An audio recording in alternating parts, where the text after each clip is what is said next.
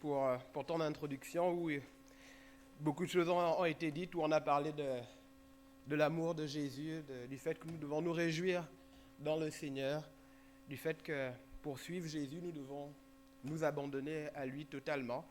Et c'est une grâce, c'est juste une grâce d'appartenir à ce peuple de Dieu, être chrétien, d'avoir Jésus avec nous tous les jours de nos vies. Et merci aussi à toi, Michel, pour ce témoignage qui montre vraiment la puissance de Dieu. Notre Dieu, c'est un Dieu qui est vivant, un Dieu qui agit. Je suis très très heureux d'être devant vous ce matin, de retour dans cette église de Boulogne-Billancourt, avec mon épouse Isabelle Fleur, mes deux filles, Solena et Sarah. Nous venons de passer 1 an et demi à l'étranger, en Jamaïque, dans les Caraïbes, où pour des raisons professionnelles, nous avons dû être un petit peu éloignés de Boulogne-Billancourt, mais nous sommes très contents de vous retrouver.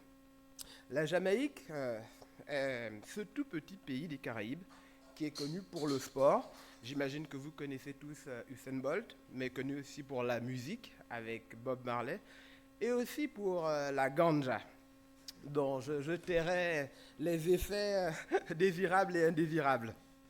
Mais la Jamaïque, c'est aussi un pays, c'est une nation qui est profondément ancrée dans le protestantisme. Il n'est pas rare d'entendre des cantiques chantés sur le son du reggae ou des chorales exceptionnelles. Donc c'est vraiment un pays où on a eu du plaisir à vivre avec les difficultés aussi qui existent, inhérentes à toute expatriation. Mais pourtant, au début, nous avons rencontré quelques difficultés, quelques problèmes à trouver une église locale. Une église locale qui nous ressemble, comme les 10 années que nous avons pu passer ici à Boulogne-Billancourt. Mais après de nombreuses visites, de très nombreuses visites d'églises, nous avons finalement intégré une petite communauté, la petite communauté de Emmanuel Baptist Church, qui est une toute petite communauté comme celle de Boulogne-Billancourt, une quarantaine ou une cinquantaine de membres, et on a eu beaucoup de plaisir à être dans cette église. Cependant, un de nos regrets, à Isabelle et à moi, mais surtout à moi, c'est que pendant ces 19 mois, je n'ai finalement pas pu développer davantage de relations avec les Jamaïcains, et surtout avec des non-croyants.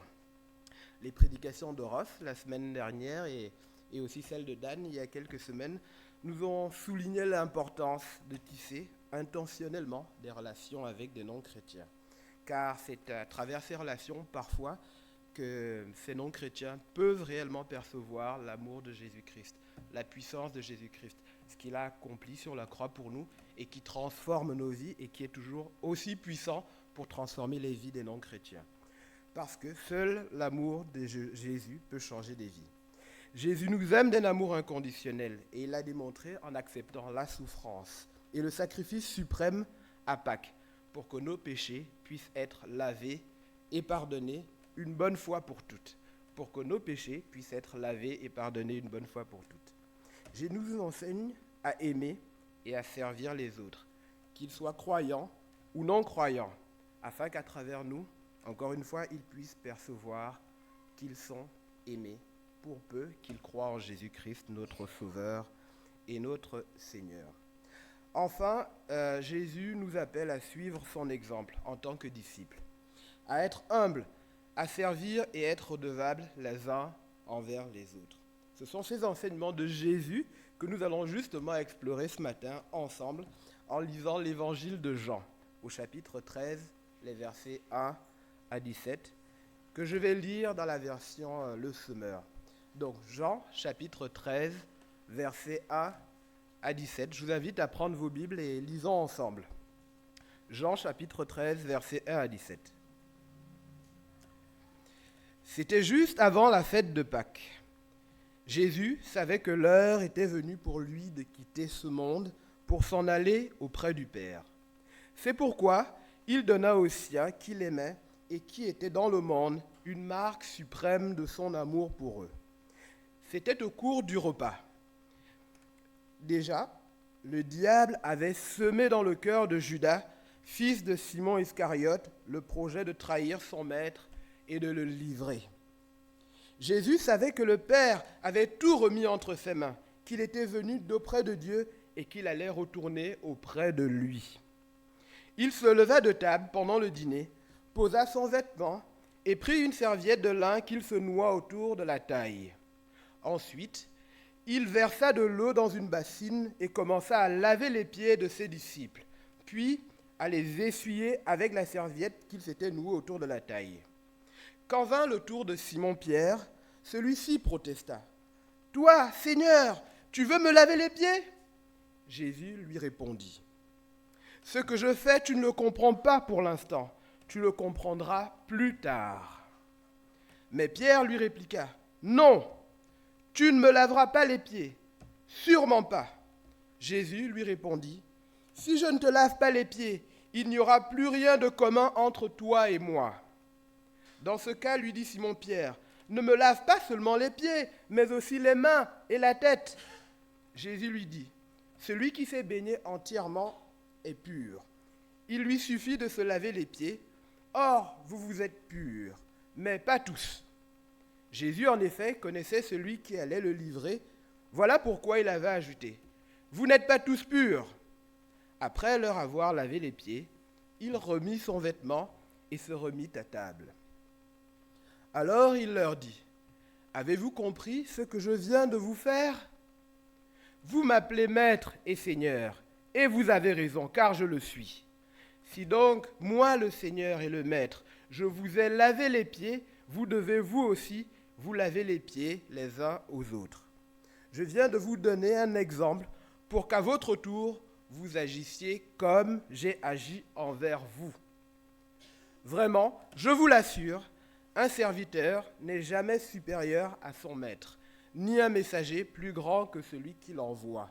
Si vous savez ces choses, vous êtes heureux à condition de les mettre en pratique. Amen. Et prions. Père éternel, nous te remercions, Seigneur, nous te remercions pour cet amour infini, cet amour suprême que tu as donné sur la croix pour nos péchés, pour nous sauver, pour nous laver, afin que nous paraissions purs devant Dieu. Nous te bénissons, Père éternel, parce que tu nous apprends à servir, tu nous apprends à nous laver les pieds les uns les autres, sur un plan physique, mais aussi sur un plan spirituel. Tu nous apprends à nous aimer, tu nous apprends à prendre soin les uns des autres, tu nous apprends à être redevables. Mais Père éternel, tu veux aussi nous apprendre à être des disciples. Tu veux nous apprendre à mieux te suivre. Et comme cela a été dit ce matin, Père éternel, tu nous appelles à nous abandonner pour pouvoir te suivre toi, à tout perdre pour pouvoir te gagner toi, toi la vie éternelle. Je te prie, Père éternel, pour ce culte, Seigneur, puisses-tu le bénir. Je te remercie, Père éternel, pour l'introduction, pour la musique, pour la technique, pour les chants merveilleux que nous avons chantés, Père éternel. Je te bénis, Père éternel, parce que c'est un privilège. C'est un privilège que de te suivre. C'est un privilège que d'être avec toi et toi avec nous tous les jours de nos vies. Merci pour ta fidélité, Seigneur. Et je te prie, Seigneur, pour les paroles qui vont sortir de ma bouche en ce matin, Seigneur. Puisses-tu les guider.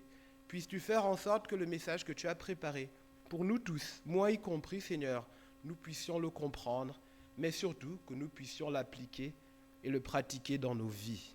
Au nom puissant de Jésus. Amen.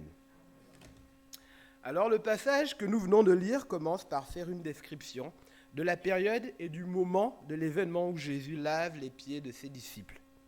Ce passage de l'évangile de Jean nous transporte à la veille de la fête de Pâques, au moment précis d'un souper, d'un repas. Qui connaît un peu les traditions juives sait que cette période de préparation à la Pâques revêt une signification particulière.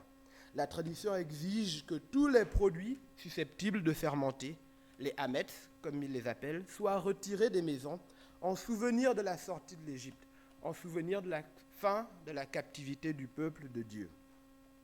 La Pâque juive, ou Pessa, commémore cette libération du peuple de Dieu de l'esclavage. Alors la préparation de la Pâque juive est un moment où les familles et les proches se réunissent pour célébrer ensemble. Et à première vue, cela semble être un moment d'unité et d'amour. De même, dans le passage que nous avons lu, l'indication que l'événement se produit à l'heure du souper nous fait penser que Jésus, les disciples et leurs proches étaient certainement réunis à table pour partager un moment ensemble, un bon moment ensemble. On peut imaginer la bonne humeur, le repas partagé, les blagues échangées autour d'un bon repas, et aussi les verres peut-être levés, si on essaye de faire la transposition avec ce que nous faisons de nos jours. Mais cela contraste avec les sentiments intérieurs de Jésus à ce moment, qui savait que son heure était proche.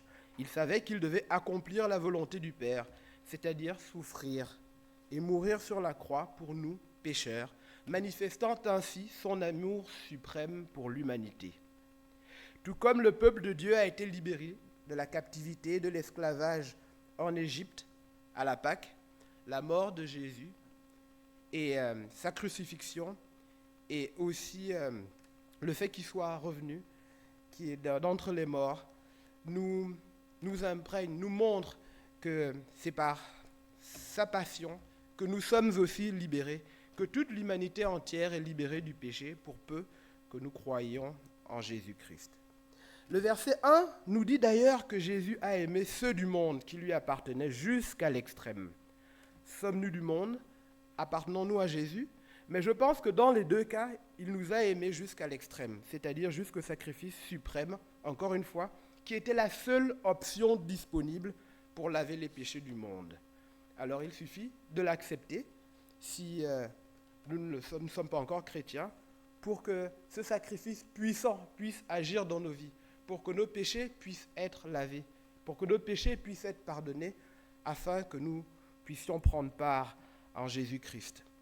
Cet amour qui a conduit Jésus jusqu'au sacrifice suprême est difficile à concevoir pour un être humain. C'est d'autant plus difficile à comprendre que Jésus savait qu'il était en présence de celui qui allait le trahir, mais il ne s'est pas détourné de la volonté du Père. Mais Jésus n'était pas qu'un homme. Il était, il est et demeure Dieu, pleinement Dieu. Je suis sûr que beaucoup d'entre nous, et moi le premier, ont déjà ressenti de la culpabilité après une trahison.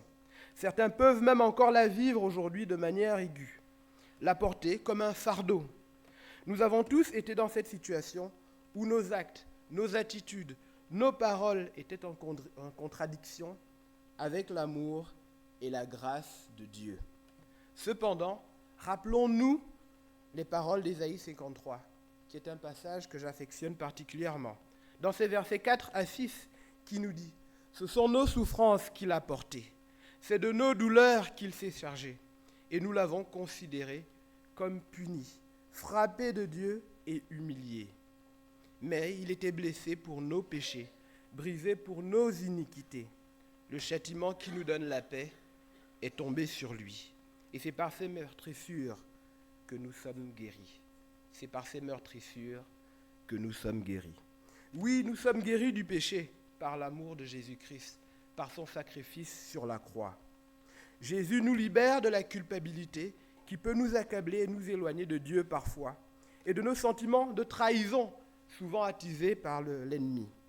Il a tout pouvoir remis entre ses mains par Dieu pour sauver, guérir, purifier et enseigner. Il a le pouvoir de pardonner nos péchés et de nous affranchir de toute souillure du passé.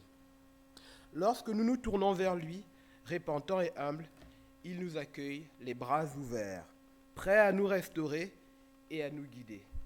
Si tu crois en Jésus et que le diable te rappelle sans cesse tes trahisons passées, sache que Jésus t'aime et t'a lavé de tout péché par son sang versé sur la croix.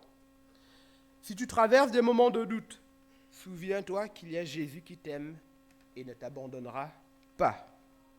Et si tu n'as pas encore accepté Jésus dans ton cœur, si tu hésites à cause de la honte peut-être, sache qu'il n'y a aucun péché que Jésus ne puisse effacer. Chers frères et sœurs, que la bonne nouvelle du salut en Jésus-Christ résonne en nous aujourd'hui. Nous ne sommes pas seuls dans nos luttes, nous ne sommes pas seuls dans nos combats. Jésus est là, prêt à nous soutenir, prêt à briser nos liens, à apaiser nos doutes et à nous aimer tels que nous sommes. Il suffit que nous venions à lui tels que nous sommes. Il est prêt aussi à nous transformer par sa puissance, avec puissance. Au verset 4, Jésus se lève de table, au milieu du repas. Imaginez la scène un instant avec moi. Il commence à enlever ses vêtements pour ensuite laver les pieds des disciples. Cela peut sembler un petit peu étrange, mais c'est comme si Jésus Dieu incarné décidait de se dépouiller de sa divinité pour un instant. Il descend au niveau le plus humble, comme il est descendu sur terre, humblement. Lui, à qui Dieu a pourtant tout remis dans le ciel, tout pouvoir lui a été remis dans le ciel. Vous pourriez aussi vous demander pourquoi Jésus se déshabille-t-il? Après tout, il aurait très bien pu laver les pieds de ses disciples sans faire cela. Surtout que ce geste, généralement, était accompli par des serviteurs. Mais Jésus nous montre son humilité et sa volonté de servir ses disciples d'une manière inattendue, mettant encore une fois en lumière son amour inconditionnel pour ses disciples, mais aussi pour nous. En prenant une serviette pour essuyer les pieds humides des disciples, Jésus nous montre que par amour, on se met au service des autres, qu'on prend soin d'eux, qu'on les aime et qu'on le montre par des gestes et des paroles. Pour ceux qui ont des enfants, je suis certain que vous avez déjà nettoyé et essuyé vos enfants avec une serviette. Il s'agit là de prendre soin d'eux, de leur montrer qu'on les aime. De même, Jésus prend soin de ses disciples et le fait de manière tangible, comme un père prend soin de ses enfants. Jésus a pris de l'eau et a versé dans un bassin pour laver les pieds de ses disciples. Il s'agit d'un acte unique dans la Bible. Les deux seules autres références que j'ai pu trouver, qui sont relatives à un lavement des pieds, se trouvent dans Genèse 18, ce passage avec Abraham dans les plaines de Mamré et les 3 visiteurs, ou encore dans 1 Timothée 5, avec les veuves. Mais ces deux autres passages se produisent dans un contexte très différent et n'ont pas la même symbolique, la même puissance spirituelle. Lorsque ce fut le tour de Pierre, pour se faire laver les pieds, un dialogue s'instaure immédiatement entre les deux. Pierre ne comprenait pas ce que Jésus était en train de faire et protesta. « Toi, Seigneur, tu veux me laver les pieds ?» Il était perplexe que le Seigneur, le maître de toutes choses, s'abaisse pour accomplir un acte si humble. Jésus lui a répondu en disant, « Ce que je fais, tu ne le comprends pas pour l'instant. Tu le comprendras plus tard. » Pierre était incrédule et ne comprenait pas immédiatement le sens spirituel de cet acte, qui préfigure le don ultime de la vie de Jésus sur la croix pour le lavement de nos péchés et donc le salut de tous ceux qui croient en lui. On remarquera dans ce dialogue entre Jésus et Pierre que l'évangile de Jean utilise à la fois le nom de naissance de Pierre, Simon, qu'il associe à Pierre, donc Simon-Pierre, et le nom que Jésus lui a donné, donc Pierre. Cela peut refléter une volonté de singulariser Pierre, qui pourtant ne semble pas être le premier à qui Jésus lave les pieds dans le passage. Mais aussi, cela semble montrer une certaine ambivalence dans le processus de compréhension de Pierre. Et on peut le comprendre. Il ne comprenait pas encore tout. Les disciples ne comprenaient pas encore ce que Jésus allait accomplir quelques jours plus tard. Le passage commence par appeler Pierre, Simon-Pierre, ce que je viens de dire, puis continue avec Pierre, avant de revenir à Simon-Pierre. Jésus explique à Pierre qu'il doit être patient pour comprendre. Mais Pierre ne lâche rien. Il objecte par 3 fois. « Non, tu ne me laveras pas les pieds. Sûrement pas. » Et Jésus lui explique qu'au-delà de l'aspect physique et visible de son geste, il y avait en fait une réalité spirituelle. Il était en train de le purifier. Et si Pierre n'était pas purifié, il n'aurait rien en commun avec Jésus. En gros, si nous n'acceptons pas le sang versé de Jésus pour nous laver du péché, nous n'avons rien en commun avec Jésus. C'est là des paroles extrêmement fortes, mais vraies. Si nous n'acceptons pas le sacrifice de Jésus, son sang versé sur la croix pour laver nos péchés, alors nous n'avons rien en commun avec lui. Ce lavement des pieds symbolisait la purification spirituelle que Jésus offre à ses disciples et aux hommes. Jésus voulait que Pierre soit pur, que ses disciples le soient, et que nous aussi, son peuple aujourd'hui, le soyons et le comprenions. Les pieds sont l'une des parties du corps qui prend le plus vite la saleté, surtout à l'époque de Jésus où on portait des sandales. Et les sandales sont des chaussures ouvertes qui étaient évidemment couramment portées et qui laissent passer la poussière, toutes sortes de saletés. Mais ce n'est pas de la saleté extérieure que Jésus souhaite laver, mais de nos impuretés intérieures. Et Pierre a progressivement commencé à comprendre, mais pas complètement. Pour comprendre totalement, il fallait attendre la Pâque et la crucifixion et la résurrection. Mais en attendant, Pierre suggère que si Jésus doit le laver, il devait également laver ses mains et sa tête, qui sont aussi des parties du corps en contact direct avec la saleté extérieure. Il pensait à juste titre que toutes les parties visibles de son corps devraient être propres pour le Seigneur. Cependant, Jésus lui explique que le lavement des pieds dont il s'agit ici avait une signification suffisante sur le plan spirituel pour être pur. Jésus lave les pieds de toute impureté comme son sang versé lave nos impuretés.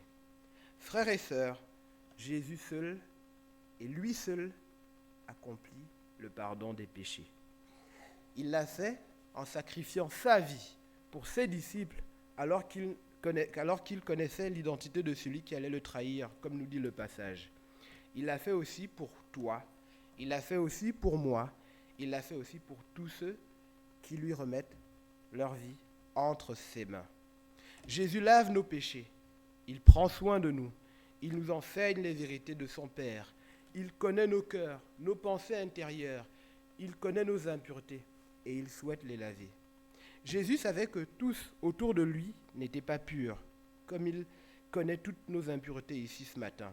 Il connaît nos cœurs, nos pensées. Il veut et peut laver tous nos péchés.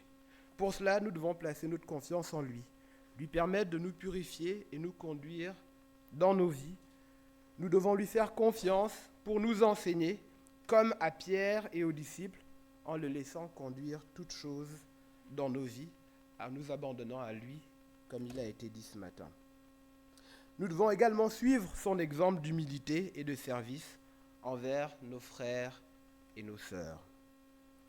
Après avoir lavé les pieds de tous ses disciples, Jésus remit ses vêtements et se remit à table, comme nous le dit le passage. Jésus voulait certainement marquer la fin de la démonstration par la pratique pour passer à l'enseignement oral, évidemment. Passer la fin du dialogue privilégié avec Pierre pour la compréhension générale de tous les disciples. Il commence par interroger l'auditoire pour s'assurer de leur niveau de compréhension, avant de continuer avec son enseignement. Il réaffirme tout d'abord qu'il est Seigneur. En effet, c'est une des particularités de l'évangile de Jean que d'insister sur la divinité de Jésus et sa relation intime avec Dieu en tant que Fils éternel. Jésus, pleinement Dieu, était le Seigneur et le Maître, mais il s'est abaissé pour montrer à ses disciples comment servir les autres. Il s'agit d'un acte d'enseignement sur la manière dont nous devrions vivre en tant que disciples de Jésus-Christ. Il nous a montré que le véritable leadership et l'autorité résident dans le service et l'humilité qui sont guidés par l'amour. Si vous êtes pasteur de l'Église, alors vous devez la servir. Si vous êtes ancien, alors votre vie est une vie de service envers les frères et les sœurs. Si vous êtes chrétien, alors vous devez monter votre vie de service. Vous devrez montrer votre vie de service, non seulement aux croyants, mais aussi aux non-croyants. Parce que servir, c'est avant tout aimer comme Jésus nous a aimés. En disant, vous devez vous aussi vous laver les pieds les uns aux autres. Jésus nous donne un mandat qui pour moi est très clair. Il ne s'agit pas seulement de laver physiquement les pieds des autres, mais aussi de servir les autres d'une manière générale et d'une manière aussi pratique et intime, d'être redevables les uns envers les autres. Cela signifie être prêt par amour à mettre les besoins des autres avant les siens, lorsque cela est nécessaire, à être attentif à la souffrance. Nous avons prié tout à l'heure pour notre sœur Junie qui a perdu son père, mais aussi à être compatissant, à être proche de ceux et celles qui ont besoin d'aide. Cela signifie montrer de l'amour envers nos frères et nos sœurs croyants, mais aussi envers ceux qui ne le connaissent pas encore, qui ne connaissent pas encore Jésus, que ce soit dans nos familles, que ce soit avec nos voisins ou au travail, car c'est à travers de nous, parfois, que ceux qui ne croient pas perçoivent l'amour de Jésus-Christ. Servir les autres et être humble peuvent être des défis pour nous. J'ai été formé en prenant en plus haute estime la prédication textuelle, ici à Boulogne-Billancourt, ce que je pense être une très bonne chose. Cependant, manque de bol, en arrivant en Jamaïque, nous ne rencontrions presque exclusivement que des églises où la norme était des prédications thématiques. Au départ, j'étais suspicieux, puis critique, et enfin en défiance. Il m'a fallu du temps. Commencer par être humble dans mon approche de la prédication, demander pardon à Dieu, servir et comprendre que même si les vérités bibliques sont immuables et éternelles, les besoins de l'Église locale sont différents selon les lieux et selon les cultures. Nos égos et nos ambitions personnelles peuvent parfois entraver notre capacité à suivre l'exemple de Jésus-Christ. Jésus nous rappelle pourtant que le plus grand parmi nous doit être le serviteur de tous. Si nous aspirons à bien diriger nos familles ou à bien éduquer nos enfants, alors nous devons montrer un exemple de service. Comment pourrais-je décemment demander à Solena et à Sarah de ranger leur chambre lorsque moi je ne nettoie jamais? C'est l'exemple que nous montrons, que ce soit dans nos familles, que ce soit avec les personnes que nous côtoyons au travail, dans nos immeubles, nos voisins. Cet exemple-là joue un rôle extrêmement important. Et c'est pour ça qu'en tant que chrétiens, nous devons continuer à prier. Nous devons continuer à suivre l'exemple de notre Seigneur et Sauveur Jésus-Christ. Car en servant les autres, nous découvrons la joie et la paix qui viennent faire le bien. Nous renforçons les liens de fraternité et d'amour dans la communauté chrétienne. Nous donnons aussi aux non-croyants la démonstration qu'il y a quelque chose de différent lorsque l'on suit Jésus. En faisant cela, en servant les autres, je répète encore une fois, on fait la démonstration aussi aux non-croyants qu'il y a quelque chose d'important, quelque chose de grand, quelque chose qui change les vies en suivant Jésus-Christ. Alors, en somme, nous reflétons l'amour du Christ au monde qui nous entoure en étant de bons serviteurs. Notre service devient alors un témoignage puissant et pratique de l'évangile de Jésus-Christ. Et c'est pour ça, je pense, que Jésus conclut le texte que nous venons de lire en nous disant que si nous savons, et je vais ajouter, et si nous avons ces choses, c'est-à-dire, de mon point de vue, l'humilité, le service et l'amour, alors nous sommes heureux en les pratiquant. Mes frères et sœurs, en conclusion, alors que Jésus connaissait la trahison et la passion qui l'attendait, au lieu de s'inquiéter de lui-même, il a fait le choix de l'amour en ne se détournant pas de sa passion. Il ne s'est pas détourné, il savait ce qui l'attendait. Il savait la souffrance, il savait la mort qui l'attendait, mais il ne s'est pas détourné. Au contraire, il continue à servir ses disciples en leur lavant les pieds, en leur montrant l'exemple d'un roi serviteur. Le Dieu fait homme, qui a toute gloire été accordée dans le ciel, s'est agenouillé devant ses disciples. Il s'est agenouillé devant des pécheurs, alors que lui était sans péché, pour prendre humblement le rôle d'un serviteur.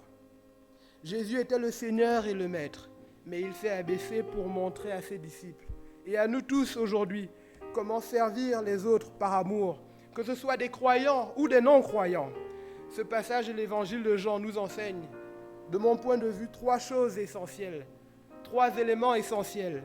Il nous démontre d'abord l'amour inconditionnel de Jésus envers l'humanité, son amour pour ses disciples, qu'il sert avec humilité, mais aussi son amour pour tous les autres, pour lesquels il accepte la trahison et la souffrance. Il nous enseigne aussi que la véritable autorité, que ce soit dans l'Église, au sein de nos familles ou même au travail, réside dans le service. Jésus, en tant que Seigneur, a montré que la plus grande autorité vient de servir les autres. Enfin, il nous appelle à suivre l'exemple, son exemple, notre Seigneur et Sauveur, et à vivre en tant que disciples de Jésus-Christ. Nous sommes appelés à imiter son humilité, son amour et son service envers les autres. Alors, ce matin, que chacun de nous examine son cœur devant le Seigneur et se pose ces questions essentielles. Comment puis-je mieux aimer? Comment puis-je mieux servir mes voisins ou mes collègues au travail ou dans la vie de tous les jours, dans le métro? Est-ce qu'à travers mes actions et mes paroles, ceux qui ne connaissent pas le Christ peuvent percevoir son amour, son amour éternel, son amour extraordinaire, son amour suprême. En répondant à cet appel et à ces questionnements, nous pouvons glorifier Dieu et accomplir sa volonté dans nos vies.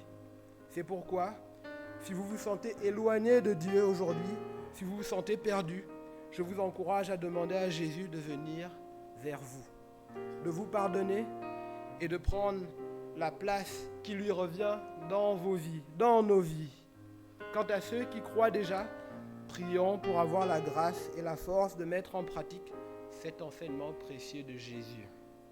Jésus-Christ qui a quitté la gloire du ciel, qui est venu pour servir, qui est venu pour donner sa vie pour mes péchés, pour tes péchés, veut continuer à vivre dans nos vies. Il veut continuer à laver tes péchés, il veut continuer à te guider. Et il est venu jusqu'à nous. Je vous invite à chanter ce cantique merveilleux qui nous dit « Il est venu jusqu'à nous ». Amen.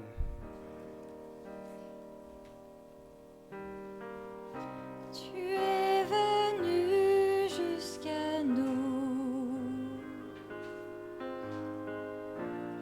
dans ta gloire de ton ciel.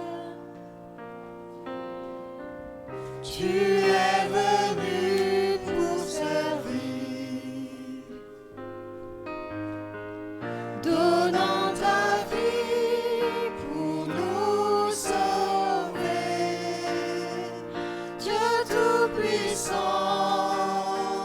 Roi serviteur, tu nous appelles tous à te suivre et à t'offrir nos corps en sacrifice. À toi l'honneur, Roi serviteur. Dans le jardin de douleur, où mon fardeau brise. à ton cœur, tu dis adieu dans ta peine. Ta volonté et non la mienne. Dieu Tout-Puissant, Roi serviteur,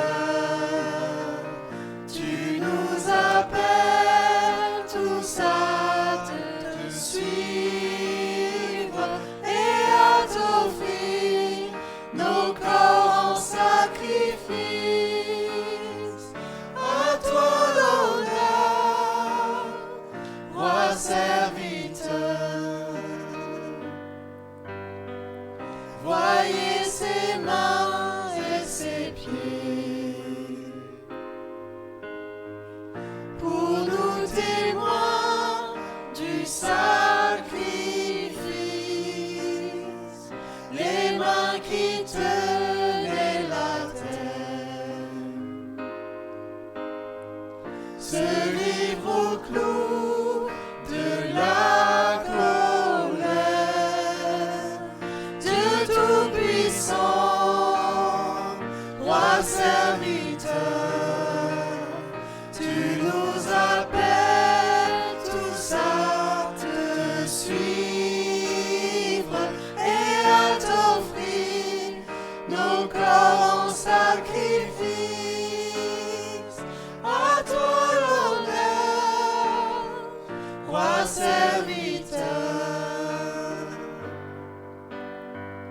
Apprenons donc à servir en laissant Christ régner en nous, car en aimant nos prochains,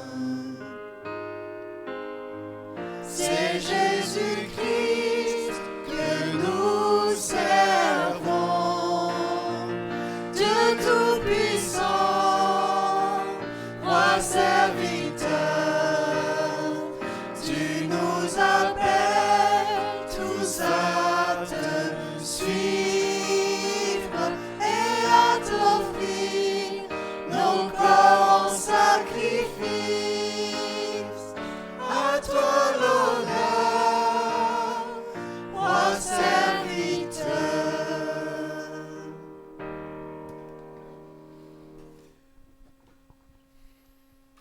Jésus est prêt à nous accueillir tels que nous sommes. Il a montré en purifiant ses disciples. Il a montré à travers le sang versé sur la croix. Il nous a montré par son service qu'il l'a fait avec humilité. Est-ce que nous partageons tout ce que nous avons reçu de Dieu autour de nous? Est-ce que nous mettons tous ces éléments au service des autres? Sur cette note de réflexion, je vous souhaite bon dimanche à chacun et à chacune. Merci.